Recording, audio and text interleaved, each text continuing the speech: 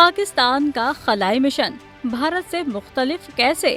अहम खबर आ गई। Institute of space and technology के प्रोफेसर डॉक्टर जावेद इकबाल ने वाज़ेह किया कि पाकिस्तान और चीन के इश्तराक से चांद पर जाने वाले खलाई मिशन में 2 कैमरे लगे हैं जो तस्वीरें बनाकर जमीन पर भेजेगा। पाकिस्तानी खलाई मिशन की इनफरादियत ये है कि स्पेसक्राफ्ट चांद पर तस्वीरें लेकर वापस जमीन पर आएगा, जबकि भारत के स्पेसक्राफ्ट ने चांद से तस्वीरें तो भेजी थी लेकिन वो वहीं मौजूद रहा और वापस नहीं आ सका। डॉक्टर जावेद इकबाल का कहना था कि पाकिस्तान का सैटेलाइट पहली मर्तबा चांद के गिर्द गर्दिश करेगा। ताहम पाकिस्तान के 6 सैटेलाइट पहले से चांद के गिर्द गर्दिश कर रहे हैं जो मुख्तलिफ मकासद के लिए इस्तेमाल होते हैं। उन्होंने आगाह किया कि पाकिस्तान के पास लॉन्चिंग पैड ही नहीं है, इसलिए पहले भी जितने सैटेलाइट लॉन्च किए गए वो चीन की मदद से ही किए गए हैं।